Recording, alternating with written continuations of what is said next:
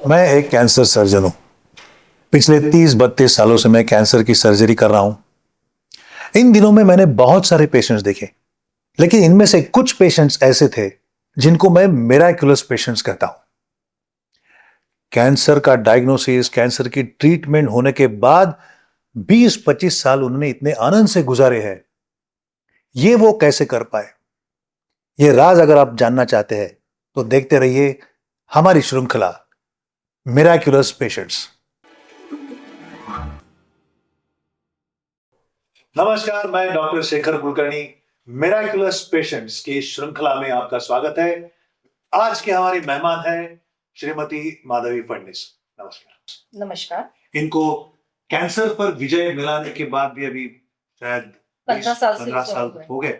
तो जाहिर है कि आपकी कैंसर के पहले की जिंदगी और कैंसर के बाद की जिंदगी में बहुत सारा अंतर होगा, जी फर्क हाँ, होगा। बिल्कुल। तो हमें हमारी आपकी कैंसर की पहली कैंसर के पूर्व जिंदगी के बारे में बताएं। कैंसर के पूर्व की अगर मेरी ज़िंदगी की मैं बात करूँ, तो एक सर्वसाधारण मध्यम वर्गीय परिवार से जो लड़की आती है, मेरी ज़िंदगी भी वैसी ही रही। शादी के पहले मैं एक हॉस्पिटल में जॉब करती थी, रेस्पिरेटरी यूनिट में मैं टेक्नीशियन थी। इसलिए हॉस्पिटल से संबंध जो था, वो काफ़ी पहले से ही था। पढ़ाई भी मैंने बायोलॉजी में ही की थी और उसके बाद मेरी शादी हुई। शादी के बाद मैं जिस घर में गई, तो हमारी जॉइंट फैमिली थी। पर करीब 2-3 साल के बाद ही मेरे पतिदेव की मतलब जॉब चेंज होने के कारण हम लोग इंदौर से शिफ्ट हो गए। उसके बाद मेरे पतिदेव का जॉब ऐसा था कि हर 3 साल बाद, 4 साल बाद स्थान परिवर्तन होता था। इसलिए मैं अपने करियर को लेके तो कुछ खास नहीं कर पाई क्योंकि बच्चे छोटे थे और काफ़ी मेरे पति को मतलब टूर पे भी जाना पड़ता था और काफ़ी हाई डिमांडिंग जॉब उनका होने के कारण सारी घर की ज़िम्मेदारियाँ जो थी वो मेरे ऊपर थी। घर की, बाहर की, घर में आने-जाने वाले मेहमानों की। तो वो सब निभाते-निभाते शादी के 17-18 साल कैसे निकल गए वो कुछ पता ही नहीं चला। तो एक सर्वसाधारण की तरह मेरी भी एक गृहिणी थी मैं, घर के सब काम करना, आने-जाने वालों की देखभाल करना। इसी तरह की मेरी भी एक ज़िंदगी, एक आम औरत की ज़िंदगी जैसी रहती है वैसी ही थी। तो फिर ये कब हुआ? कैंसर, उसका निदान, ये सब चीजें कैसे हुई? हम लोग जब इंदौर से बाहर निकले, तो हम करीब 2-3 शहरों में जाने के बाद करीब 2004 में हम लोग पूना शिफ्ट हुए फिर। पूना आने के बाद उस समय मेरा बेटा जो था वो 3rd स्टैंडर्ड में था और बेटी जो थी वो 9th स्टैंडर्ड में थी। तो पूना आने के बाद फिर मुझे भी थोड़ा ऐसा लगने लगा कि यहाँ पर काफ़ी मुझे भी कुछ स्कोप है। एटलीस्ट अगर मैं मेरा करियर तो अब मैं शायद नहीं उतना बना पाऊँगी और मैं उतनी करियर ओरिएंटेड थी भी नहीं। परंतु जो भी कुछ मुझे अच्छा लगता है, मैं शायद उसमें कुछ कर सकती हूँ। पूना में मुझे काफ़ी कुछ अवसर था। अवसर और संभावनाएँ दिख रही थी। शुरू से ही मुझे थोड़ा-सा खुद को फिट रखना, इसके लिए मैं काफ़ी जागरूक रहती थी। और पूना में तभी मैंने एक पेपर में एक फिटनेस हेल्थ क्लब की एक जाहिरात देखी, जिसमें उन्होंने कुछ उनके फिटनेस कोर्सेस वो लोग चला रहे थे। तो मैंने सोचा कि चलो एक पंथ दो काज हो जाएँगे। मेरा फिटनेस का जो मुझे जो पसंद है, तो उसमें मैं कुछ ज्ञान प्राप्त कर लूँगी और दूसरा मेरी हेल्थ के लिए भी वो अच्छा ही है। इसलिए मैंने इमीडिएटली वो कोर्स जॉइन किया। करीब 3-4 महीने तक वो मेरा कोर्स चला और उस दौरान मुझे डबल खुशी इसलिए हुई कि उस दौरान मैंने मेरा वज़न भी काफ़ी कम कर लिया। 10 किलो मेरा वज़न कम हो गया तो मैं और ज़्यादा खुश थी। तो उसके बाद ये सब मेरा कोर्स वग़ैरह सब खत्म होने के बाद फिर मैंने सोचा कि चलो अब कहीं तो पार्ट टाइम जॉब अपन शुरू करते हैं और इसलिए फिर मैंने एक फ़िटनेस क्लब में मैंने जॉब शुरू करने का निर्णय लिया। पर परिस्थितियाँ कुछ फ़ैमिली की मेडिकल इमरजेंसीज़ और कुछ ऐसी बन गई कि मैं इमीडिएटली तो जॉइन नहीं कर पाई। मेरे ससुर जी का अचानक देहांत हो गया। परंतु फिर वहाँ से सब आने के बाद और जब थोड़ा-सा सब कुछ थोड़ा-सा नॉर्मल हुआ 2-3 महीनों के बाद, उसके बाद फिर मैंने इमीडिएटली उस फ़िटनेस क्लब में एज़ अ फ़िटनेस ट्रेनर में जॉइन किया। Trainer. Trainer, as a trainer. तो मुझे काफ़ी खुशी मिलती थी कि मुझे मेरी खुद की भी एक्सरसाइज़ हो रही थी और मैं जो कुछ मैंने सीखा था वो मैं किसी के काम में आ रहा था मेरा वो सीखना वो सब। परंतु शायद नसीब में कुछ और ही लिखा था। तो अचानक मुझे ऐसा महसूस होने लगा कि मेरे राइट ब्रेस्ट में एक शूटिंग पेन हो रहा है। तो मैं जब भी कुछ टू व्हीलर वगैरह चलाती थी और अगर मान लो कभी स्पीड ब्रेकर के ऊपर से मैं अगर गई, तो उस समय वो मुझे पेन ज्यादा महसूस होता था। तो और एक कैसा रहता है कि एक हम स्त्रियों की एक आदत रहती है कि अगर कुछ दर्द होता है तो हम इमीडिएटली डॉक्टर के पास जाते हैं, और मैंने भी वही किया। दर्द हो रहा था, सहन नहीं हो रहा था, इसलिए मैं इमीडिएटली मेरे गायनिक के पास अच्छा, गई। वो वेदना इतनी थी, असह्य हो रही थी? हाँ, इतनी असह्य वेदना थी वो। तो गई उनके पास क्योंकि तो कैंसर के बारे में ऐसा कहा जाता है कि हाँ, वेदना उतनी वेदना होती नहीं नहीं। होती नहीं है। परंतु उसका कारण भी मुझे बाद में उन्होंने, मेरे जो सर्जन थे उन्होंने मुझे बताया। तो मैं उनके पास गई, गायनेकोलॉजिस्ट के पास। तो उन्होंने कहा कि अभी तो वैसे तुम्हारी उम्र काफी कम है, मैं उस समय 38 साल की थी, और तो भी अपन एक मेमोग्राफी कर लेते हैं, मतलब अपने दिमाग में जो है कुछ चल रहा है वो सब खत्म हो जाएगा, इसलिए मेमोग्राफी की। मेमोग्राफी में एक चने की दाल के बराबर बिल्कुल इतनी सी जो है वो गठान। गठान उनको दिखी। तो बोले कि नहीं, अब अगर छोटी भी है तो भी अपन उसे ऐसा छोड़ तो नहीं सकते हैं, और मैं तुम्हें ऐसे जाने भी नहीं दूंगी, इसलिए आपको किसी एक सर्जन को दिखाना जरूरी है। इसलिए मैंने इमीडिएटली टाइम वेस्ट नहीं किया। इस मामले में मैं और मेरे पतिदेव हम दोनों ही बहुत जागरूक हैं। तो बिना वक्त गवाए हमने इमीडिएटली उनको दिखाया। उन्होंने देखा, चेक किया, और वो बोले कि अब है तो इसको अपने को आगे जो है इसकी क्या है, इसमें नॉर्मल है ये या कैसा है, इसकी जांच पड़ताल करना पड़ेगी।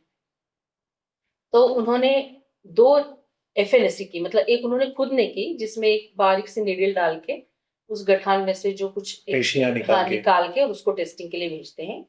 पर वो बोले कि ये गठान आपकी इतनी छोटी है कि मैन्युअली मैं कर रहा हूँ, पर मुझसे गलती भी होने की संभावना इसमें अधिक बनती है। कहीं यहाँ हाँ, इधर उधर कहीं चली गई तो आपका रिपोर्ट जो है वो गलत भी आ सकता है। तो एक अंडर सोनोग्राफी भी अपन इसको करेंगे। तो हमने कहा ठीक है, हमें कोई प्रॉब्लम नहीं है, इसलिए अंडर सोनोग्राफी भी करी हम लोगों ने। और उसका रिपोर्ट इमीडिएटली दूसरे दिन आ गया, और वो एकदम नॉर्मल था। मतलब निगेटिव था। मतलब निगेटिव था एकदम, कुछ भी मतलब उसमें डर की कोई गुंजाइश नहीं थी। परंतु फिर भी मेरे जो सर्जन थे उन्होंने मुझे आगाह किया कि रिपोर्ट तो नॉर्मल आई है, परंतु आप थोड़ा सा ध्यान रखिएगा, अगर आपको कुछ भी कुछ अलग लगता है तो आप फिर बिना वक्त गवाए आप जरूर जल्दी आइए, मतलब। और अब मेरा पूरा ध्यान तो था ही उसकी तरफ। वो जो मैमोग्राफी हुई थी उसमें कुछ वो बायरार्ड स्कोर देते हैं, वैसा कुछ दिया था उन्होंने? आपको कुछ याद है? दिया तो था उन्होंने, पर मुझे अभी इतना अभी कुछ याद याद नहीं है। अब अगले साल मुझे 20 साल हो जाएंगे इस बात को। नहीं, वैसे हाँ, मैमोग्राफी ये निदान की जांच तो नहीं है, हाँ, वो सिर्फ डिटेक्शन की जांच है। हाँ, लेकिन उससे थोड़ा बहुत अंदाजा आ सकता है। बराबर है। तो अभी मुझे याद नहीं है, पर हो सकता है शायद उन्होंने कुछ लिखा हो।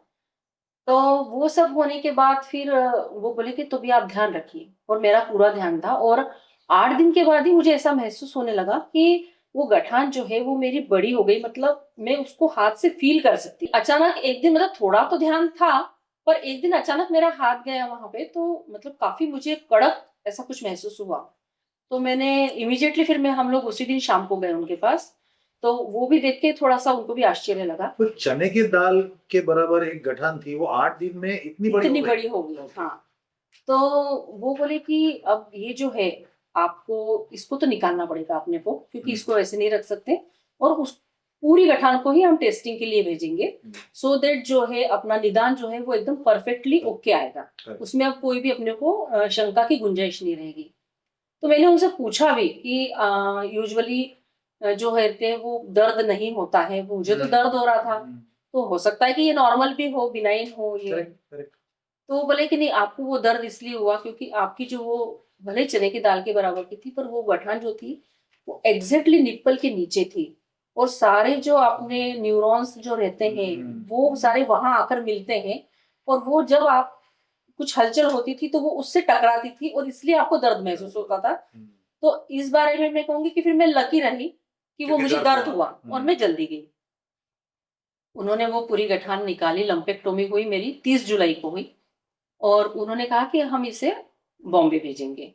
तो उस समय मुझे थोड़ा सा ऐसा लगा कि बॉम्बे क्यों भेज रहे हैं, पूना भी तो इतनी बड़ी सिटी है, यहाँ पे भी तो टेस्टिंग होता ही होगा। पर वो बोले नहीं हम इसे पूना भेजेंगे, तो हमें बॉम्बे। ऐसा लगा शायद कि पता नहीं कुछ गलत हो सकता है, जो वो हमें अभी बता नहीं रहे हैं। 8 दिन बाद उसका रिपोर्ट आना था। पर इस दौरान एक जो मेरे साथ बहुत पॉजिटिव चीज जो है कि मुझे बहुत फैमिली का सपोर्ट, एक तो जॉइंट फैमिली, और उसके बाद में जो मेरे पति देव है उनका भी काफी मुझे सपोर्ट रहा। और मैं कहूँगी लेकिन अब कि तक तो रिपोर्ट नहीं आई थी, रिपोर्ट नहीं आई थी, पर कहीं तो लेकिन भी शंका जो, आशंका थी। हाँ, पर ऐसा है कि अगर भविष्य में या कुछ आने वाला है तो थोड़ा सा अपन अगर अपने मन को प्रिपेयर कर ले तो अपने को शॉक थोड़ा कम लगता है। मतलब दोनों चीजें अपन सोच के रखें तो ठीक रहता है कि वर्स्ट उल्टा से बुरा वर्स्ट, सोचे तो अच्छा रहता है। वर्स्ट से वर्स्ट क्या हो सकता है, करेक्ट। कैंसर का डिटेक्शन हो सकता है। तो उसके लिए फिर क्या अपन कर सकते हैं या मन क्या की ये हो तैयारी सकता है, करके मन की रखें। तैयारी एक वो सबसे जो बड़ी बात रहती है। तो हम लोग बात करके, और उन्होंने काफी मेरी मन की तैयारी कर दी थी कि डरने जैसी कोई बात नहीं रहेगी, अगर निकलता भी है तो काफी अच्छी ट्रीटमेंट से ही होगा। करेक्ट। और वैसा ही हुआ। और 7 दिन बाद रात को करीब 9:30-10 बजे एक लेबोरेटरी से अननोन नंबर से फोन आया। उठाया, उस समय अननोन नंबर भी उठा लेते थे, आजकल डर लगता है अननोन नंबर उठाने में। तो बोले कि मैं ऐसे ऐसे लैब से बोल रहा हूँ और आपकी रिपोर्ट आ गई है। तो मेरे पति बोले कि ठीक है फिर मैं अभी इमीडिएटली आ जाता हूँ, सो दैट हम लोग कल सुबह जल्दी डॉक्टर को दिखा लेंगे। तो बोले नहीं अभी तो लैब बंद हो गई है। तो हम लोगों ने सोचा कि फिर इतनी रात को क्यों फोन किया है आपने, सुबह ही आप करते हैं। सुबह ही फोन करते हमको, अब रात तो गई ना हमारी। पर तो भी ठीक है चलो, वो रात हम लोगों ने निकाली, थोड़ी सी नींद नहीं आई, पर क्या आता है जैसे क्या तैसे आता है, कर। थोड़ा सा एंजाइटी थी कि क्या आता है। नेचुरल। दूसरे दिन सुबह हम 9 बजे ही पहुंच गए वहां पर। इमीडिएटली रिपोर्ट वगैरह ली, हाथ में देखे, मैंने रिपोर्ट देखी तो डक्टल कार्सिनोमा इन सीटू ऐसा लिखा हुआ था। डक्टल वक्टल तो कुछ समझ में नहीं आया मुझे, पर कार्सिनोमा शब्द से थोड़ा सा मुझे ऐसा लगा कि ये कैंसर से संबंधित हो सकता है। और फिर इमीडिएटली हम लोगों ने हमारे सर्जन को फ़ोन किया, तो उस समय हॉस्पिटल में किसी सर्जरी में बिज़ी थे, फिर उन्होंने कॉल बैक किया, वो बोले पढ़ के सुना दो, रिपोर्ट क्या आया है। उनको मैंने पढ़ के बताया, तो वो बोले कि ठीक है, आप 1 बजे मेरे क्लिनिक में आ जाओ।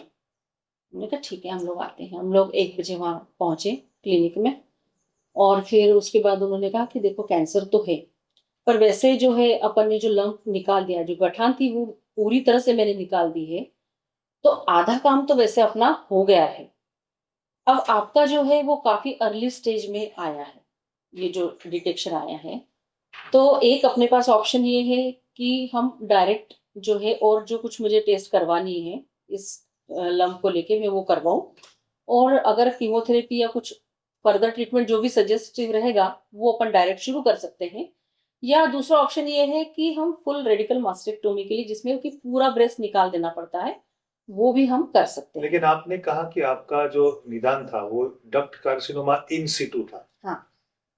तो अ, ज्यादातर इन सिटू कार्सिनोमा के लिए कीमोथेरेपी वगैरह नहीं लगती, तो उसकी चर्चा कीमोथेरेपी हुई, मतलब और कुछ उस निदान में लिखा था नहीं, शायद। उसमें कुछ नहीं लिखा था, पर वो बोले कि केवल एक जो बायोप्सी रिपोर्ट आया है नहीं, बायोप्सी इससे, तुमने पूरी गठान निकाली थी। हाँ पूरी तो गठान जो पूरी निकाली, गठान में डक्ट कार्सिनोमा इन सिटू था। हाँ वो करेक्ट। आया था। करेक्ट। तो वो बोले कि पर मैं अभी और भी कुछ टेस्ट करवाऊंगा, हाँ। उससे मुझे पता चलेगा कि फिर मतलब जब उन्होंने सारे टेस्ट करवाए और जब वो रिपोर्ट आया तब हमें समझ में आया कि उन्होंने कुछ ERPR नाम के कुछ टेस्ट करवाए थे, कुछ हर्टिन्यू नाम का भी कुछ टेस्ट करवाया था। हर टू न्यू। हाँ हर्टिन्यू कुछ ऐसा कुछ करवाया था उन्होंने। तो पर वो बोले कि दूसरा ऑप्शन ये है कि फुल रेडिकल मास्टेक्टोमी भी, अगर मतलब मैं सजेस्ट करूंगा कि जरूरत नहीं है, पर एक्चुअली मैं और मेरे मतलब पति हम दोनों ही कोई भी रिस्क नहीं लेना चाहते थे। और उस समय 20 साल पहले जो था ना, थोड़ा सा कैंसर को लेके अभी तो भी काफी सुनते हैं और काफी अवेयरनेस और इंटरनेट और इसके द्वारा जो है काफी कुछ जानकारी मिल जाती है। उस समय नहीं था। और हमारे साथ कैसा था कि हमारे यहाँ मतलब मैं ही पहली कैंसर की पेशेंट, इससे पहले किसी को भी हिस्ट्री में नहीं था, तो इसके बारे में इतनी जानकारी भी नहीं थी। तो इसलिए काफी सेफ ही चलना है अपने को, सेफ साइड। फिर एक ट्रीटमेंट ज्यादा भी लेनी पड़ी तो उसमें कोई हर्ज नहीं है। इस विचारधारा के मैं और मेरे पति हम दोनों ही थे। इसलिए फिर हम लोगों ने कहा कि नहीं, हमें तो पहले ऑपरेशन आप कीजिए, जो भी आपको वो पूरा वो करना है वो कीजिए, और फिर उसके बाद जो फर्दर अगर कुछ लगता है तो हम करेंगे। और वो बोले ठीक है, फिर मैं आप हो जाइए, एडमिट हो जाइए कुछ प्री ऑपरेटिव चेकअप करके, और इमीडिएटली मेरा 8 अगस्त को second operation full radical mastectomy हो गया। फुल रेडिकल मास्टेक्टोमी हो गया, बाकी की जो सारी रिपोर्ट्स थी मेरी, तो वो सारी ही ठीक थी, मतलब कहीं पे भी उनको कुछ ट्रेसेस या कुछ भी कहीं नहीं मिला। तो उन्होंने कहा कि अब हम आगे की ट्रीटमेंट के बारे में देखेंगे कि क्या करना है। अभी तो आप जो है इस ऑपरेशन से आप पूरी तरह से रिकवर हो जाओ, उसके बाद अगला क्या करना है फिर मैं आपको बताऊंगी। हाँ, तो आपने अभी जो कैंसर के निदान के बारे में बोला, वो बहुत ही सहजता से बोला, लेकिन मुझे यकीन है कि इतने सहजता से तो आपने वो उस टाइम तो नहीं लिया होगा।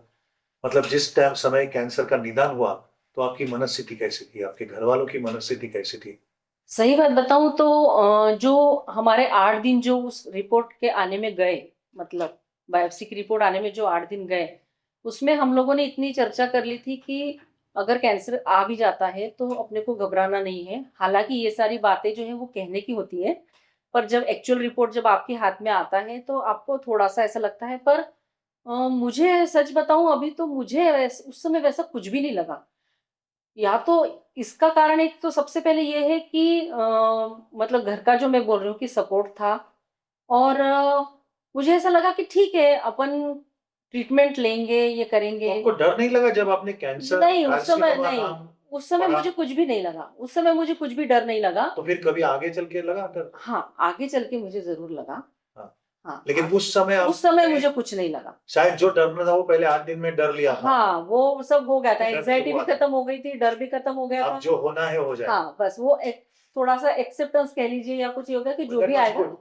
जो भी कुछ आएगा वो अब अपने को देखना है, फेस करना है अब अपने को। लेकिन जब रात के 9:30-10 बजे फ़ोन आता है, तो आपको शायद मन में तो लगा ही होगा कि ये कुछ गड़बड़ है। हाँ, जिस समय रात को 9:30 बजे जब उसका फ़ोन आया, तो एक्चुअली तो उसके ऊपर हमें बहुत गुस्सा आया, उस लैब वाले बॉय के ऊपर। पर फिर दूसरी बार हमें ऐसा भी लगा कि शायद इसने वो रिपोर्ट पढ़ ली होगी, जो कोई वहाँ का जानकार भी हो सकता है।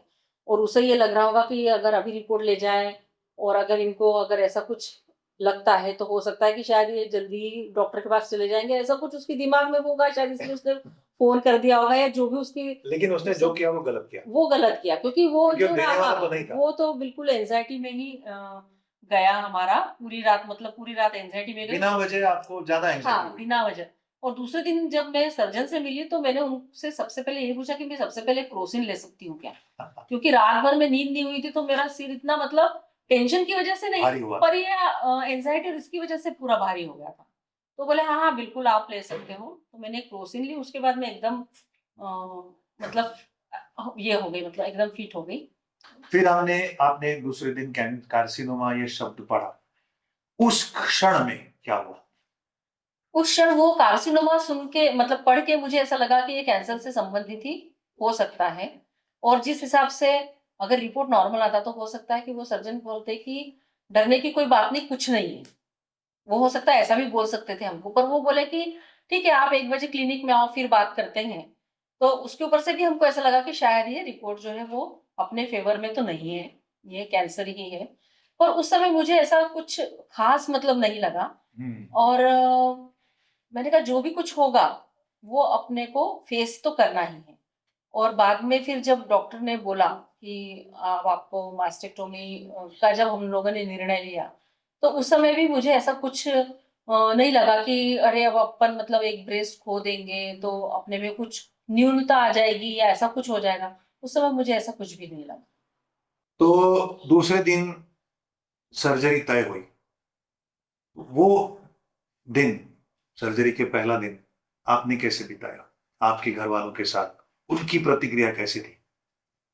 एक्चुअली हुआ क्या था कि जैसे मैंने अभी बताया कि मेरे ससुर जी का देहांत हो गया था, तो जब मेरे कैंसर का डिटेक्शन हुआ, तो उस समय मेरी सासू माँ हमारे साथ थी। हम उनको थोड़ा-सा चेंज हो जाएगा इसलिए हम उनको लेके आए थे। तो जब मुझे कैंसर है, तो मुझे थोड़ा-सा, मतलब मुझे मेरी इतनी चिंता नहीं हो रही थी, मुझे हो रहा लग रहा था कि इनको कुछ ना हो जाए। क्योंकि एक 6 महीने पहले, 4 महीने पहले ही इतना बड़ा सेटबैक उनको लगा पति है। को और खोया हाँ, था। उन्होंने पति को खोया है। और उसके बाद अब, और मैं सबसे घर में छोटी बहू, मतलब, तो अब मुझे ये ऐसा कैंसर का डायग्नोसिस हो गया है। तो पर वो मुझसे भी ज़्यादा स्ट्रॉन्ग निकली। वो बोली कि कोई चिंता की ज़रूरत नहीं है। और एक्चुअली मेरे बड़े जेठ जो हैं, जिस दिन मेरा कैंसर का रिपोर्ट आया, वो उस दिन उनको वापस ले जाने के लिए आए थे। हुँ। वो घर पे आए और हम लोग रिपोर्ट लेके घर आए। और वो घर आए और उनको पता चला कि मुझे कैंसर हो गया है, मतलब रिपोर्ट आज आ गया है। तो वो भी वहीं पे रुक गए फिर। वो बोले अब मैं भी नहीं जाऊँगा, जब तक माधवी का सब हो नहीं जाता है तब तक। तो ये तो सासू माँ और इनका सबका रिएक्शन था। मेरे पति जो हैं, वो तो काफ़ी पॉज़िटिव ही थे। शायद उन्होंने मन में पूरी तैयारी करके वो मतलब उन्होंने पूरी तैयारी करके रखी थी। और फिर उस दिन फिर मैंने मेरे बेटे को और मेरी बेटी को भी उनको भी बिठा के बताया कि ऐसा-ऐसा है और अब मुझे हॉस्पिटल में शायद 3-4 दिन रहना पड़ेगा। तो बेटी का तो कोई सवाल नहीं था, वो 9th स्टैंडर्ड में थी इसलिए उसको मतलब समझ में आ गया कि समझ में आ कैंसर मतलब क्या होता है। पर बेटा 3rd स्टैंडर्ड में था, तो उसको इतना कैंसर शब्द से उसको इतना वाकिफ़ नहीं था वो। परंतु फिर भी उसने बोला कि ठीक है, ये ऑपरेशन है आपका तो ठीक है, कोई वो नहीं। मतलब उसने भी ऐसा कुछ डर या ऐसा कुछ मुझे उसके चेहरे पर नहीं दिखा।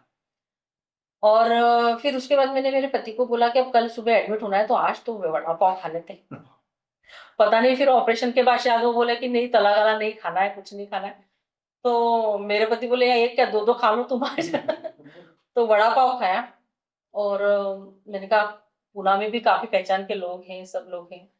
तो थोड़ा पार्लर-वार्लर भी जाके आ जाते हैं अपन। उसके बाद पता नहीं महीना, 1.5 महीना अपन शायद घर से बाहर निकल सकेंगे या नहीं निकल सकेंगे। तो ऐसे सब मैंने मतलब मेरी तैयारी कर ली। में जाके आई? हाँ, पार्लर में जाके आई मैं और आपको ऑपरेशन थिएटर में जाने था, सिनेमा थिएटर में नहीं जाना हाँ, था। पर फिर मैंने कहा कि नहीं अभी जाके आते हैं, उसके बाद पता नहीं अपन अब कब जाएँगे, क्या जाएँगे। और फिर उसके बाद फिर ना दूसरे दिन सुबह एडमिट हो गई। तो आपने मतलब स्वागत किया कैंसर का। हाँ, कह सकते हैं एक्चुअली हमारे यहाँ मतलब जैसे यहाँ पे जो भी कुछ नज़दीकी रिश्तेदार हैं, उनको सबको बताया कि ऐसे-ऐसे माधवी का डायग्नोसिस हुआ है। तो वो लोग शाम को सब लोग मिलने आए हैं, करने आए हैं। तो मैंने कहा ये सब लोग आ रहे हैं, ठीक है, मिलने पर क्यों आ रहे हैं मतलब? ठीक है, तो आए हैं तो फिर खाना ही खा के जाओ, जो एक हमारा घर की जो हमारी परंपरा है, वो सब हम लोगों ने किया और मैंने कहा ठीक है, वो बोले कि अरे कुछ भी लगेगा तो बोलना, ये करना, वो करना। मैंने कहा हाँ, ठीक है, बिल्कुल। पर 5 दिन तक हम लोग हॉस्पिटल में रहे। 5 दिन तक मेरे हस्बैंड घर पे भी नहीं आए। वो वहीं पे ही थे और 5 दिन मतलब मुझे जो साथ में लेके गए वो तो डिस्चार्ज होने के बाद वो मेरे साथ ही घर पे आए। 5 दिन तक वो वहीं पर ही थे और मेरे जो बच्चा मतलब लड़का और लड़की जो थे वो सासू माँ के साथ घर में थे, रोज़ एक चक्कर लगा देते थे। मेरा बेटा जो था, वो उसको शुरू से थोड़ा-सा टॉन्सिलाइटिस की तकलीफ थी, तो हम उसे एक डॉक्टर के पास लेके गए थे। तो उनका क्लिनिक देख के वो बोला कि ठीक है मम्मी पर अगर ऑपरेशन करवाना पड़ा तो मैं यहाँ नहीं कराऊँगा।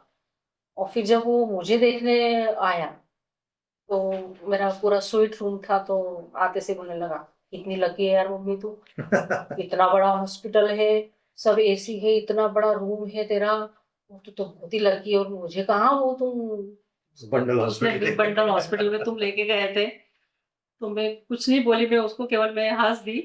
पर इस तरह भी मतलब उसको भी कुछ समझ भी नहीं थी इन सब चीज़ों की। मतलब उस टाइम काफ़ी लाइट माहौल था, लाइट और पॉजिटिव बहुत माहौल लाइट था। माहौल था। इनफैक्ट दूसरे दिन राखी थी।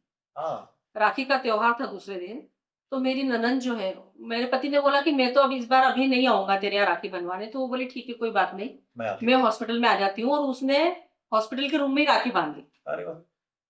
और सभी तो मतलब सब लोग ऐसे एकदम पॉज़िटिवली हो सकता है कि वो मुझे दिखाने के लिए भी कर रहे होंगे, अंदर से डर रहे होंगे, ये भी हो सकता है। पर जो मुझे जो दिख रहा था, उसके कारण मुझे ऐसे टेंशन नहीं बनी, तो उन लोगों के चेहरे पे अगर मैं टेंशन देखती, तो शायद मैं भी और ज़्यादा टेंशन में आ जाती थी। ये भी एक पॉसिबिलिटी थी। पर वो लोग सब काफ़ी मतलब उसको तो उन्होंने ये नॉर्मली सब लेते हैं। सोच समझ के किया? नहीं, मुझे नहीं लगता कि ऐसा कुछ बहुत ज़्यादा उन्होंने जानबूझ कर के किया होगा या थोड़ा बहुत हो भी सकता है वो मेरे सामने शो नहीं करना चाहते होंगे। पर ये मैंने बाद में भी देखा कि जैसे मैं जब हॉस्पिटल से डिस्चार्ज होके मैं घर आई, तो कोई भी जैसे फ़ोन आता था कि हम लोग मिलने के लिए आ रहे हैं, तो मेरे पति स्ट्रिक्टली बोलते थे कि जो माधवी के सामने नहीं रोएगा वही आएगा, उसकी तबीयत देखने के लिए। क्योंकि अभी तक वो रोई नहीं है और ऐसा ना हो कि आप आके उसके सामने रोओगे और फिर वो रोएगी। तो वो अभी जो उसमें मतलब जो स्ट्रॉन्ग बनी हुई है या जो इतनी हिम्मत दिखा रही है, तो अगर आपको ऐसा लगता है कि आप उसके सामने स्ट्रॉन्ग बने रह सकते हैं, तो आप ज़रूर आइए मिलने के लिए, नहीं तो अदरवाइज़ आप प्लीज़ मत आइए। वो मतलब ऐसा बिल्कुल साफ शब्दों में वो क्या आपके घर वालों ने ये कुछ जानबूझ के सोच समझ के ये सब पॉलिसी तैयार की थी कि आपको ये ज्यादा परेशानी या दुख ना हो, या ऐसे ही हुआ? मतलब एक काफी सोची समझी ऐसी एक परिस्थिति उन्होंने निर्माण की थी। नहीं नहीं, मुझे तो कुछ मालूम ही नहीं था, ये उन्हीं का प्लान था। अरे वाह। मतलब उन्होंने बिल्कुल मतलब स्पष्ट भी वो बोल देते थे कि प्लीज फिर आप मत आओ, या आप आओ मुझसे मिलो बाहर, वो अंदर रूम में रहेगी, उससे मत मिलो, मुझसे मिलकर आप जो कुछ रोना धोना है बाहर करो। हाँ ऐसा। हम्म। तो वो एक तरह से अच्छा भी रहा, मतलब कि मतलब मेरी भी हिम्मत बनी रही और मेरी हिम्मत भी टूटी नहीं। तो अब सबसे महत्वपूर्ण भाग जो है आपने ये सफर का आगे आपने कैसे निभाया, क्योंकि धीरे धीरे धीरे पता चलता है कैंसर आजू बाजू में दिखने लगता है, तो इसको सबको आपने कैसे हम्म, सह लिया, फेस किया? जैसे ही मेरा ऑपरेशन होकर मतलब डिस्चार्ज होकर मैं घर पे आई, फिर उसके बाद करीब 1 महीने तक तो कुछ भी, मतलब डॉक्टर ने बोला कि अभी आपको सिर्फ आराम करना है, और अगली ट्रीटमेंट क्या रहने वाली है, कुछ रहने वाली है, नहीं रहने वाली है, ये मैं आपको फिर बताऊंगा। और उस हिसाब से फिर उन्होंने 6 साइकिल्स कीमोथेरेपी की जो है वो मुझे लेने को बोली उन्होंने। कार्सिनोमा इन सिटू ऐसा था आप बोल रही है, तो उसके लिए जनरली कीमोथेरेपी नहीं होता है, तो ये आपका कोई अलग और कुछ बीमारी थी, उसमें कुछ रिपोर्ट में अलग लिखा था? कीमोथेरेपी का अनुभव, पहली कीमोथेरेपी के लिए तो मैं बहुत उत्साह से गई थी, क्योंकि ऑपरेशन के बाद सच मतलब कुछ तकलीफ ही नहीं हुई थी। इनफैक्ट जो कुछ रिकवरी का टाइम था वो सब बढ़िया निकल गया था। मजे में निकल गया। हाँ, अच्छे से सब मिलने जुलने के लिए आते थे, हंसी मजाक ये सब, मतलब कि चलो हाँ बढ़िया हो गया। फिर पार्लर में गई थी? फिर नहीं गई मैं। फिर मुझे समझ में आ गया कि अब कीमोथेरेपी लेनी है तो वैसे ही जो है बाल झड़ने वाले, तो अब उनको कटवा के भी अभी क्या करूंगी। उस समय काफी लंबे बाल थे मेरे। तो उसके बाद फिर पहली कीमोथेरेपी के लिए तो मैं बहुत उत्साह से गई। हम लोगों ने डिसाइड किया कि डे केयर में ही लेंगे, सुबह जाके शाम को घर पे आ जाएंगे। और आपने जिस पढ़ा था कुछ कीमोथेरेपी के बारे में जाने से पहले? हाँ, थोड़ा बहुत पढ़ा था मैंने कि कुछ साइड इफ़ेक्ट्स रहते हैं, डॉक्टर ने भी समझाया था कि कुछ साइड इफ़ेक्ट्स रहेंगे, पर मैं शुरू से ही आपको दवाइयाँ वगैरह सब मैं दे दूँगा, तो इतना आपको कुछ महसूस नहीं और होगा। आप तैयार भी थे बोले? हाँ, तो मैंने कहा चलो ठीक है। और जैसे ही वो दवाई की एक-एक बूंद जो जाने लगी शरीर के अंदर, तो दवाई ने अपना असर दिखाना शुरू कर दिया। और हॉस्पिटल से ही मुझे मतलब तकलीफ शुरू हो गई थी, नौशिया और वॉमिटिंग सेंसेशन की। और बाय द टाइम मैं शाम को मैं घर पे आई, उसके बाद तो मतलब जो मुझे वॉमिटिंग, नौशिया और ये सब शुरू हुआ, तो वो करीब 4-5 दिन तक जो है मैं बहुत अस्वस्थ थी। कुछ खाना-पीना कुछ जा नहीं रहा था। डॉक्टर ने बोला था कम से कम 4 से 5 लीटर आपको पानी पीना है। तो यहाँ तो 1 ग्लास भी पानी पीना बहुत मुश्किल हो रहा था। वो बोले किसी भी फॉर्म में पियो, नारियल पानी पियो, कुछ भी पियो, पर आपको पीना है, पर इतना पानी नहीं पिया जा रहा था। जो भी कुछ खाना सामने आता था वो भी इच्छा नहीं होती थी खाने की। फिर ऐसे करके पहले 5-6 दिन तो काफ़ी तकलीफ में गुज़रे। फिर धीरे-धीरे शायद वो दवाई जो थी वो शरीर से बाहर निकल गई, इसलिए फिर थोड़ा-सा ठीक लगने लगा। और बाय द टाइम अगली कीमोथेरेपी का टाइम आता था, तब तक मैं उसके 1 हफ्ते पहले मैं एकदम ठीक रहती थी, बहुत अच्छी रहती थी। घर के भी थोड़े बहुत काम में सब कर लेती थी। अगली कीमोथेरेपी के वक़्त फिर वही 7-8 दिन जो है वो मेरे बहुत बुरे गुज़रते थे। इसी तरह 5 कीमोथेरेपी तो मेरी हो गई। पर उस समय क्या था कि हर कीमोथेरेपी के वक़्त उनको जो है वो वेन शो मतलब ढूँढना पड़ती थी। और धीरे-धीरे जिस एक बार जो वेन से कीमोथेरेपी चली गई, फिर वो वेन कुछ काम में नहीं आती थी फिर से। तो by the time 6th chemotherapy का टाइम आया, तो उस समय तक तो मतलब पूरा हाथ जो है, वो उसमें उनको एक भी वेन नहीं मिल रही थी। और काफ़ी मतलब बड़े हॉस्पिटल में ही मैंने मेरा जो कीमोथेरेपी का जो ट्रीटमेंट था वो लिया था।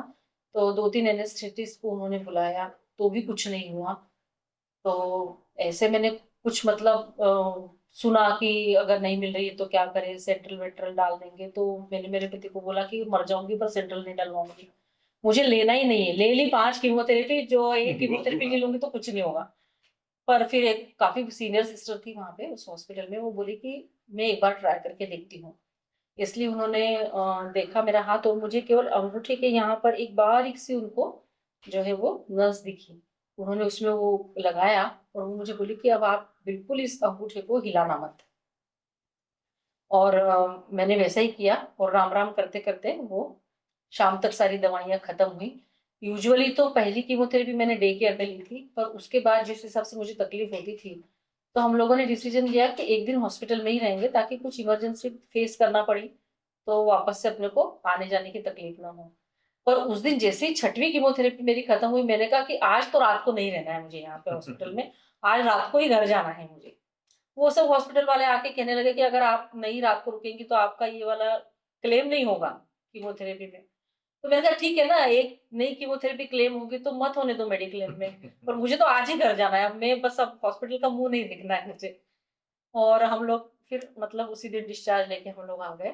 उसके बाद मैंने बहुत राहत की सांस ली कि चलो अ, अपनी कीमोथेरेपी तो खत्म हो गई, रेडिएशन के लिए डॉक्टर ने पहले ही बोल दिया था कि आपको उसकी कोई जरूरत नहीं है। और इस तरह से मैंने मेरी जो ट्रीटमेंट थी वो पूरी की। जैसे मैंने पहले भी बताया, ट्रीटमेंट के दौरान भी फैमिली सपोर्ट तो मतलब 1000 आउट ऑफ 100 में दूंगी, क्योंकि हर एक कीमोथेरेपी के वक्त जो है मेरी एक एक जिठानी इंदौर से आती थी। 8 दिन का वो उनके जो कोई जॉब करती थी, कोई कुछ उनका काम रहता था, उसमें से वो वक्त निकाल के आती थी और 8 दिन तक वो साथ में रहती थी, ताकि जो है संकल्प मतलब मेरा जो बेटा जो है वो उसका स्कूल होमवर्क और ये सब जो है वो रेगुलर चलता रहे, उसमें कहीं भी उसको कहीं दिक्कत ना आए और घर में भी मदद होती रहे, एक मॉरल सपोर्ट भी मिलता था। तो इस तरह से जो है वो मैंने अपनी पूरी ट्रीटमेंट जो है वो मतलब आपका की। ये जो फैमिली सपोर्ट था वो हाँ, काफी सशक्त। बहुत स्ट्रॉन्ग सब फैमिली सपोर्ट मैंने तो अच्छा, तो ये फिर सर्जरी हुई, कीमोथेरेपी हुई, बाल भी वापस आ गए, उसके बाद ये आपका जीवन पूर्व स्थिति में नॉर्मल वो कैसे आया? वो जो था वो सबसे चैलेंजिंग पार्ट रहा मेरे लिए। कैंसर डायग्नोसिस ये सब तो मतलब काफी मतलब उसके सामने कुछ भी नहीं था, पर वो पार्ट काफी चैलेंजिंग रहा, क्योंकि जो अभी तक सवाल कभी मेरी मतलब जहन में नहीं आया था कि मुझे ही क्यों कैंसर हुआ या ये सब क्यों हुआ, फिर वो सवाल मुझे बार बार आने लगा। क्योंकि एक तो क्या हुआ कि सब लोग जो अभी तक मेरे आसपास में थे वो लोग सब अपने अपने कामों में बिजी हो गए, सब लोगों की अपनी अपनी नॉर्मल लाइफ शुरू हो गई। और मैं भी अपनी नॉर्मल लाइफ जो है वो बहुत जल्दी लाना चाहती थी, और इसके लिए मैं शायद बहुत ज्यादा प्रयत्न कर रही थी। पर ऐसा हो रहा था कि जैसे मैंने पहले बताया कि काफी सारे काम मुझे ही करने की आदत थी घर में, घर के हो बाहर के हो जो भी था वो सब मैं ही करती थी, और वो सब मैं ही करना चाहती थी कि अब अपने मतलब तो ही मेरा जो जीवन है वो नॉर्मल में आएगा, ऐसी मेरी समझ थी। पर 10 काम दिमाग में सोचती थी, उसमें से दिन भर में केवल 2 ही हो पाते थे, बाकी के 8 रह जाते थे। तो वो ऐसा बहुत बैकलॉग जो है वो इकट्ठा होता जा रहा था। और फिर ऐसा फिर मन में विचार आते थे कि अब अपन ये काम भी नहीं कर पा रहे हैं। पहले तो अपन ये काम कर लेते थे, अब तो अपने को इस काम को करने में 1-1 घंटा लग रहा है, ये हो रहा है। तो इसलिए फिर थोड़ा-सा शरीर थका हुआ था, इसलिए मन भी बहुत जल्दी थक जाता था और फिर डिप्रेशन जो है वो मुझे आने लगा था। फिर इस दौरान ऐसा हुआ कि मैंने कहा कि अब मैं क्या कर सकती हूँ, क्या कर सकती हूँ? तो जब मैं जॉब करती थी उस हेल्थ क्लब में जब मैं जॉब करती थी, तो वहाँ पर एक मेरी जो क्लाइंट थी, उनके साथ मेरी काफ़ी मतलब घनिष्ठ संबंध हो गए थे, काफ़ी घनिष्ठता हो गई थी उनसे मेरी। तो मुझे ऐसा पता चला था कि वो ब्रेस्ट कैंसर सर्वाइवर थी। और वो तो मुझे उनकी तरफ देख के ना मुझे मतलब बहुत इंस्पिरेशन भी मिलती थी और बहुत अच्छा लगता था कि ये इतना अच्छा काम कर रही वो, और एक आस्था ब्रेस्ट कैंसर सपोर्ट ग्रुप के लिए वो काम करती थी। तो वो मुझे उनके ग्रुप की एक्टिविटीज़ वगैरह सब टाइम टू टाइम बताती रहती थी कि आज हमारी इधर मीटिंग है, आज उधर मीटिंग है। तो मुझे काफ़ी जानकारी थी। तो इस दौरान फिर ये मैंने क्या क्या था ये सपोर्ट ग्रुप क्या? आस्था ब्रेस्ट कैंसर सपोर्ट ग्रुप नाम से जो एक पुणे में सपोर्ट ग्रुप था, वो स्पेशली ब्रेस्ट कैंसर पेशेंट्स के लिए ही काम करता था। मतलब जो पुराने पेशेंट्स हैं, वो नए आने वाले पेशेंट्स को अपनी जर्नी उन्होंने किस तरह से पार करी है, अपने अनुभव बताते थे, सो दैट जो नए आने वाले पेशेंट है उनको एक अलग ही तो एक कॉन्फिडेंस आता था। एनजीओ हाँ, किस्म का? एनजीओ एनजीओ है।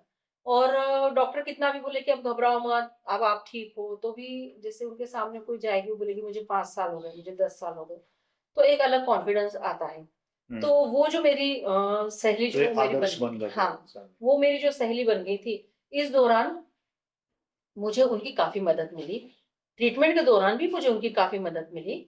पर जैसे ही फिर मैंने सोचा कि चलो अब ये अपना पूरा ट्रीटमेंट खत्म हो गया है और अपने को अब अगर नॉर्मल लाइफ अपनी को अगर अपनी ज़िंदगी लानी है, तो अपन भी ऐसा ही कुछ काम करते हैं। और मैंने इमीडिएटली आस्था ब्रेस्ट कैंसर सपोर्ट ग्रुप की मीटिंग्स को मैंने जाना शुरू कर दिया।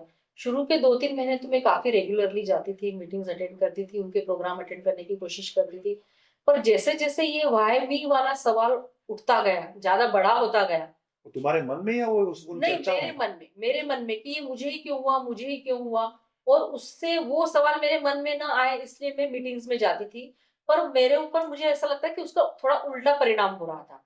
मतलब वहां जाके फिर मुझे और ज्यादा तकलीफ होती थी घर आने के बाद, और मैं उससे व्हाई मी वाले सवाल से दूर नहीं जा रही थी, और ज्यादा मुझे ऐसा लगने लगा था कि मैं और वो ज्यादा सवाल बड़ा होते जा रहा है। लेकिन वहां तो तुम्हारे जैसे हाँ, पर काफी सारी पता नहीं औरतें क्यों थी। शारीरिक क्षमता कम थी, मन कमजोर था, इसलिए बोल लो या कुछ भी बोल लो। जिस हॉस्पिटल से मैंने कीमोथेरेपी ली थी, उस हॉस्पिटल के सामने से भी मैं जाना अवॉइड करती थी। मुझे इच्छा नहीं होती थी वहां से सामने से जाने में। किसी शादी-ब्याह में अगर आप गए, दिन भर वहां आपने शादी-ब्याह अटेंड किया, शाम को आने के बाद आपका अगर सिर दुखने लगा, तो ऐसा लगता था कि शायद सिर में चला गया है कैंसर। कभी कुछ थोड़ा-सा उल्टा-सीधा कुछ खाने में आ गया, कभी मान लीजिए पेट या कुछ स्टमक प्रॉब्लम हो गया, तो ऐसा लगता था कि शायद से पेट में अब चला गया। रिकरेंस की जो डर और था, एक डर रिकरेंस, बैठ गया था। हाँ, वो थोड़ा-सा डर बैठ गया था। और फिर ये इन सब के दौरान फिर मैंने क्या किया कि मैंने आस्था ग्रुप की मीटिंग्स को भी जाना बंद कर दिया। और मैंने कहा देखते हैं, अब कुछ तो ट्रायल अपने को लेना है, और कुछ तो अपने को जो है खुद को उठ के खड़ा होना है, क्योंकि कोई भी अपने लिए 24/7 तो रहेगा नहीं। इस दौरान मैंने प्रोफेशनल हेल्प भी ली, और उनसे भी मेरी ये सारी प्रॉब्लम्स मैंने शेयर करी। तो उन्होंने मुझे काफ़ी अच्छी तरह से समझाया कि अभी आप जो है वो बहुत वीक हैं, शारीरिक रूप से आप बहुत वीक हैं अभी। तो आप धीरे-धीरे एक-एक काम को इंट्रोड्यूस करो, आप पहले दिन 10 काम नहीं कर सकते हो। इस तरह से जो उनके गाइडेंस में उन्होंने जो-जो मुझे बोला, वैसे-वैसे मैं करती गई। धीरे-धीरे मेरा फिर कॉन्फिडेंस भी और बढ़ता गया, वापस एक्सरसाइज़ वगैरह करना भी मैंने शुरू कर दिया। बाल आ गए थे? बाल तो हाँ, कीमोथेरेपी, लास्ट कीमोथेरेपी खत्म हुई, उसके बाद बाल आना इमीडिएटली शुरू हो गए थे, अच्छे बढ़िया घुंघराले बाल आ रहे थे। हम्म। और फिर नहीं, उसका कुछ परिणाम था, बाल न होने का नहीं, कुछ ये मुझे कभी परिणाम कुछ था? नहीं लगा, मुझे कुछ नहीं लगा। कीमोथेरेपी के दौरान जब मेरे बाल नहीं थे, तब भी मैं कुछ स्कार्फ-वार्फ, मतलब घर में तो मैं लगाती नहीं थी, कहीं अगर कहीं बाहर जाना है, तो थोड़ा-सा स्कार्फ वगैरह लगा के चली जाती थी। अदरवाइज़ मुझे तो उसका कुछ कुछ नहीं ज्यादा लगा। आपको दुख नहीं कुछ महसूस दुःख हुआ? नहीं हुआ, क्योंकि क्या हुआ कि घरवालों का भी रिएक्शन कुछ एडवर्स नहीं था। इवन मतलब बाकी तो ख़ैर ठीक है, सब लोग बड़े थे। पर मेरे बेटे को भी मैंने समझा के रखा था कि हम्म। मेरे बाल पूरे चले जाने वाले हैं। तो उसको भी कुछ नहीं लगा कि अरे, मतलब आई ऐसी क्यों दिख रही है या हम्म। क्या। तो इसलिए घर में सारा कंफर्टेबल माहौल था। तो इसलिए मुझे कुछ नहीं लगा। मैंने कहा ये तो गए हैं तो आने ही हैं हम्म। अपने बाल, ऐसा कुछ नहीं। तो धीरे-धीरे फिर मैंने आत्मविश्वास हाँ, आने लगा। बढ़ता गया मेरा धीरे-धीरे। और फिर एक दिन वो जो मेरी फ्रेंड थी जो आस्था के लिए काम करती थी, तो मैं उसके घर गई। पहली बार, एक बार जब मैं गई तो वहाँ पे मैंने देखा कि आस्था की और दूसरी सहेलियाँ भी वहाँ पर हैं, तो मैं उल्टे पाँव वापस आ गई। हम्म। मैंने कहा कि नहीं, मुझे इन सब लोगों के साथ शायद मैं कंफर्टेबल नहीं रहूँगी, इसलिए मैं वापस आ गई। फिर मैंने वापस 2-3 दिन बाद में जब उसके पास गई, तो फिर उसने मुझे एक सजेशन दिया कि वो बोली कि देख माधवी, लोहा लोहे को काटता है। अगर तुझे इन सब से बाहर निकलना है ना, तो तुझे इसमें घुसना ही पड़ेगा। और तू जब, ऐसा नहीं है कि हम तू आएगी और हम तेरे को पहले ही दिन बोलेंगे कि जा तू ये हॉस्पिटल विजिट करके आ या होम विजिट करके आ। हमारे पास तो बहुत सारे काम हैं, अकाउंट्स लिखने रहते हैं, कुछ बैंक के काम रहते हैं, तू तो टू व्हीलर भी चला लेती है, तो आराम से तू ये सब काम, छोटे-मोटे काम कर सकती है। तो फिर मैंने भी सोचा कि कुछ ना कुछ तो अपने को करना ही पड़ेगा। इसलिए फिर मैंने धीरे-धीरे वापस आस्था का काम करना शुरू किया। और धीरे-धीरे जो है वो मेरा डर जो है वो पूरा खत्म हो गया। और उस दौरान फिर जो और दूसरी जो आस्था के जो मेंबर्स थे, उनसे भी मेरा काफ़ी अच्छी, मतलब सहेली हो गई, सारी सहेलियाँ दोस्ती हो हो गई, वो गई। दोस्ती हो गई। फिर उन लोगों के साथ तो फिर हम लोगों ने काफ़ी प्रोग्राम्स किए, इधर-उधर जाना, ये करना, वो करना, पूरे आस्था के हर कार्यक्रम में भाग लेना। ये सब में मैं एक्टिवली पार्टिसिपेट करती थी। फिर मैंने कभी ये नहीं सोचा कि मेरी बेटे की 10th है या उसका 12th है, तो मैं अब आस्था के काम के लिए नहीं आऊँगी, या ऐसा कुछ नहीं। मैंने कहा वो उनकी पढ़ाई करेंगे और वो उनका कर रहे थे, वो भी मुझे उतना ही बोलते थे कि आई, आपको जाना है तो आप जाओ, आप घर में रहोगे तो भी मैं उतनी ही पढ़ाई करूँगा, और आप घर में नहीं रहोगे उससे मेरी पढ़ाई में कोई फ़र्क नहीं पड़ने वाला है। तो इस तरह से मुझे घर से भी कोई रिस्ट्रिक्शन नहीं था कि अब तुम मत जाओ या ऐसा कुछ मत करो। जो अच्छा लगता है वो करो। सो उन सब क्रियाओं में आपको आनंद आने लगा था। बहुत आनंद आने लगा। इनफैक्ट कभी-कभी अगर मान लीजिए तबीयत खराब है या कुछ लो फील कर रहे हैं, तो घर वाले ही बोलते थे कि जाके मिल के आ जाओ ज़रा, आस्था के 1-2 मीटिंग अटेंड कर लो या कुछ कर लो, तो तो तुम्हें एक शायद अच्छा टॉनिक मिल जाएगा। टॉनिक मिल जाएगा और तुम अच्छा फील करने लगोगे। ये बोल रही है कि अगर किसी भी सपोर्ट ग्रुप में आप जाते हैं तो आपको वहाँ ज्ञान की भी प्राप्ति होती है, आपको इमोशनल सपोर्ट मिलता है, बॉन्डिंग होता है। जिस चैरिटी के बारे में आप बोल रही थी कि समाज के लिए कुछ किया जाए, तो उसका भी अवसर उस सपोर्ट ग्रुप में से ही आपको मिला। तो मेरे ख्याल से उसी में आपकी जो ये सारी ये जो रिक्वायरमेंट्स थी, ये सारी ज़रूरत थी, वो एक सपोर्ट ग्रुप में ही आपकी पूरी हो गई। बिल्कुल, मेरी ज़िंदगी जो मतलब कैंसर की जो मेरी पूरी जर्नी है, उसमें से मुझे बाहर निकलने में फैमिली सपोर्ट और आस्था बेस्ड कैंसर सपोर्ट ग्रुप, इन ये 2 मैं कहूँगी कि एक मजबूत पिलर की तरह मेरी ज़िंदगी में इन्होंने काम किया है। पर सिर्फ यही नहीं, इसके अलावा काफ़ी छोटे-छोटे पिलर्स भी हैं। जैसे एक मैं आपको ये बताना चाहती हूँ कि जब मेरी पूरी ट्रीटमेंट खत्म हुई, उसके बाद हमें ऐसा पता चला कि हमारे रिश्तेदारों ने, हमारे जान-पहचान वालों ने या हमारे जो दोस्तों की फैमिली है, उन लोगों ने हमारी तरफ से या मुझे इस बीमारी से छुटकारा पाने के लिए उन्होंने काफ़ी प्रार्थनाएँ की, उन्होंने काफ़ी मन्नतें माँगी, कई-कई लोगों ने तो दुआएँ भी माँगी।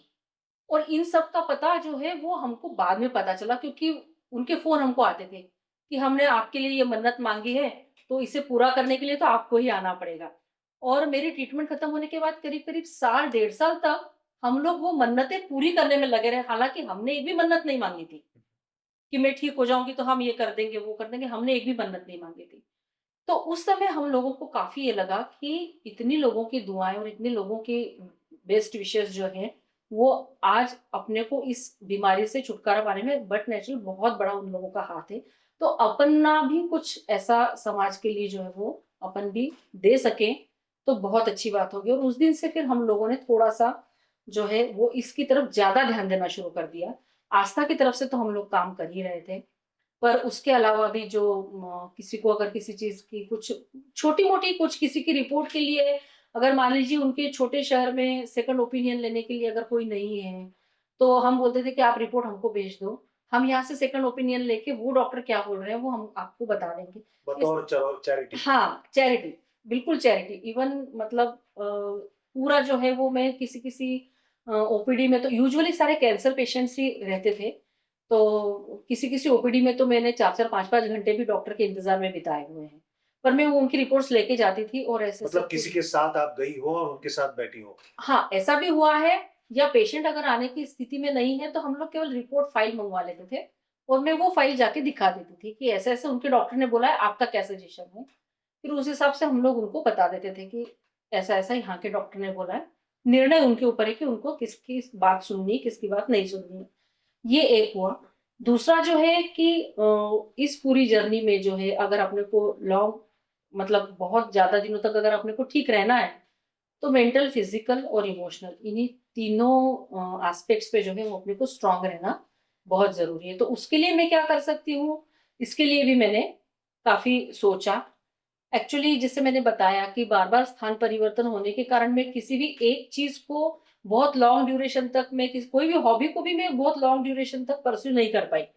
तो फिर मैंने एक ऐसा निर्णय लिया कि ठीक है, जो सामने आएगा और अगर अपने को उसमें इंटरेस्ट लगता है तो अपन ने वो शुरू कर देने का।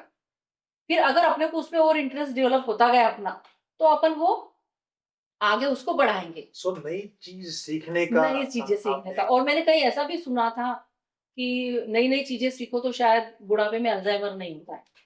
तो मैंने सोचा कि चलो ये अपने को एक और फ़ायदा हो जाएगा, और इसलिए मैंने जो भी सामने आता गया, फिर वो संस्कार भारती की रंगोली मतलब होने दो या किसी और से मतलब कैंसर के अलावा और भी कोई एनजीओ को अगर मान लीजिए ज़रूरत है, जैसे ऑडियो बुक्स जो रहती हैं, वो भी मैंने हिंदी में, क्योंकि उन लोगों को ज़रूरत थी, हिंदी में कोई आवाज़ देने के लिए कोई नहीं था उनके पास, तो मैंने ऐसी ऑडियो बुक्स भी उनको तैयार करके दी। और उसमें एक मुझे स्टूडेंट का फ़ोन भी आया कि आपने जो मुझे पढ़ के जो भेजा था, मैं उस सब्जेक्ट में पास हो गया हूँ। हुँ, हुँ। तो उस दिन मुझे इतनी खुशी हुई कि चलो आज मतलब मुझे ऐसा लगा शायद मैं ही पास हो गई। या उसके अलावा कहीं पेंटिंग है, या आस्था ब्रेस्ट कैंसर सपोर्ट ग्रुप की तरफ से जो मैंने ज़िंदगी में कभी नहीं किया था, मुझे स्टेज पे गाना गाने का मौका भी मिला। तो पहले मैं एक ही गाना गाती थी मैं, पर फिर मैंने थोड़ा-सा डॉक्टर से लड़ झगड़ के मैंने मेरे गाने और बढ़वा लिए और वो मैं अच्छी तरह से गा सकूँ इसलिए मैंने शास्त्रीय संगीत सीखना भी शुरू कर दिया। Very nice. वो भी पर बीच में छूट गया। पर मैंने जब भी मुझे मौका मिला मैंने फिर से शुरू कर दिया। तो इस तरह से मैं अभी एक रिसेंटली मैंने एक स्तोत्र पठन भी मैंने सीखा है। तो इस तरह से जो सामने आता गया और मुझे लगता है कि मुझे उसमें इंटरेस्ट है, तो ये सब चीज़ें जो है मैं वो करने लगी।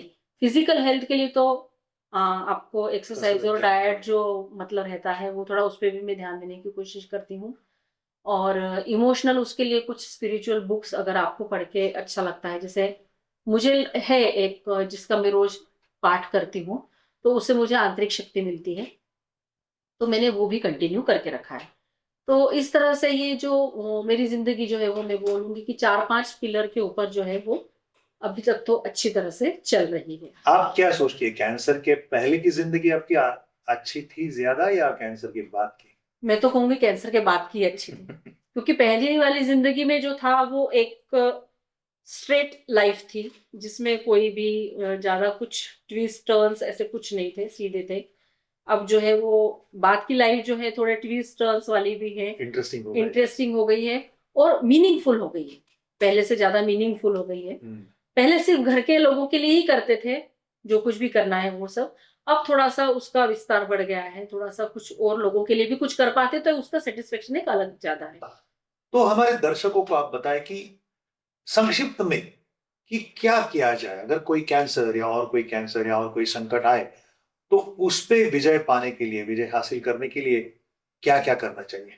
मुझे ऐसा लगता है कि अगर संक्षिप्त में मुझे इस चीज़ का उत्तर, इस सवाल का यदि जवाब देना है, तो मैं ये कहूँगी कि सबसे पहले तो जो भी कोई प्रॉब्लम है, उसके बारे में आपको पूरा ज्ञान होना चाहिए।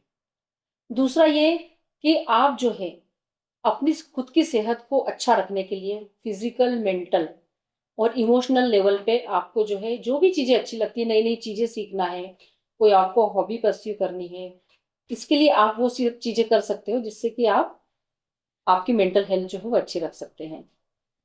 फिजिकल हेल्थ आप अपनी अच्छी रखिए और ज्ञान प्राप्त करना जो मैंने अभी बोला, उसके लिए मैं केवल एक बात बोलूँगी कि इस तरह के अगर आप सपोर्ट ग्रुप में जाते हो, तो वहाँ जाने के बाद जब आप जिस जर्नी से गुज़रे हो, उस तरह की जर्नी से गुज़रे हुए काफ़ी लोग आपको मिलते हैं। हर किसी की जर्नी अलग-अलग रहती है और आप जब वहाँ जाते हो, तो निश्चित ही उसका आपको बहुत फ़ायदा होता है। सिर्फ ज्ञान के लिए नहीं, नहीं, सिर्फ़ ज्ञान के लिए नहीं, पर आप उनसे बात करते हो और मतलब एक कोपिंग टेक्निक होता है हाँ, उनका। कैसे कोप करना है या किसी प्रॉब्लम को उन्होंने किस तरह से उसके ऊपर से Correct. ओवरकम किया है, या ये ड्यूरिंग ट्रीटमेंट भी आपको इसका फ़ायदा मिलता है और ट्रीटमेंट खत्म होने के बाद आपको आपकी ज़िंदगी नॉर्मल में लाने के लिए भी उसका फ़ायदा होता है। क्योंकि बॉन्डिंग मैंने होता है। आस्था में मैंने जाके भी देखा, उससे बाहर निकल के भी देखा और फिर मैं गई उसमें। तो मुझे जब मैं उसमें रही बाद में, तो उसका मुझे फ़ायदा हुआ। जब मैं वहाँ से बाहर निकल गई तो मैं उस डर से उससे बाहर नहीं आई थी।